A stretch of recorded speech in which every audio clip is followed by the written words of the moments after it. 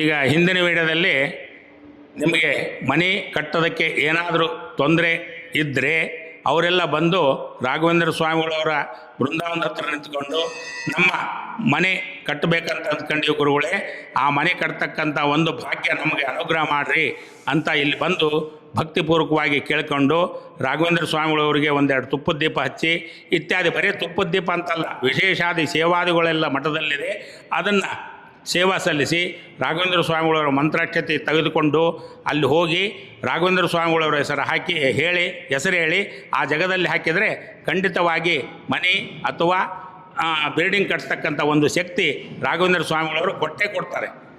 ಅಲ್ಲೇ ಏನಂತಂದರೆ ನಿಮಗೆ ಶಕ್ತಿ ಇರುತ್ತೆ, ತೊಡಕುಗಳು ಬಂದು ನಿಂತಿರುತ್ತವೆ. ಆ ತೊಡಕು ಪರಿಹಾರಕ್ಕೋಸ್ಕರವಾಗಿ ರಾಘವೇಂದ್ರ ಸ್ವಾಮಿಗಳವರಿಗೆ ನಾವು ಬಂದು ಭಕ್ತಿಪೂರ್ವಕವಾಗಿ ಸೇವೆ ಸಲ್ಲಿಸಿ ಅವರ ಮಂತ್ರಾಕ್ಷತೆ ಸ್ವೀಕಾರ ಮಾಡಿ ಅಲ್ಲಿ ಹೋಗಿ ಆ ಮಂತ್ರಾಕ್ಷತೆ ಹಾಕೋದ್ರಿಂದ ನಿಮ್ಮ ಮನೆ ಭಾಗ್ಯ ನಿಮಗೆ ಅನುಗ್ರಹ ಮಾಡ್ತಾರೆ ಗುರುಗಳು.